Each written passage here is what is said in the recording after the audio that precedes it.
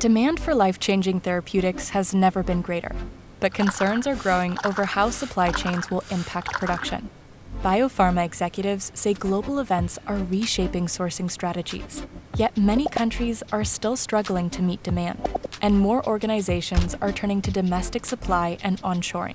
That's why we're investing worldwide in local manufacturing, safeguarding your production and cutting lead times, especially in filtration.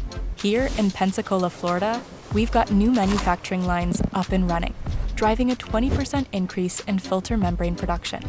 In Fajardo, Puerto Rico, we've upgraded our filter manufacturing, adding a new production area and clean rooms.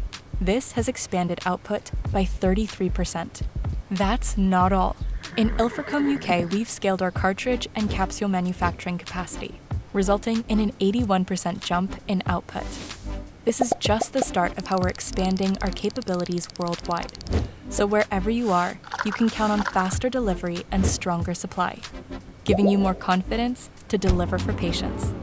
Learn more about filtration at cytiva.com/filtration.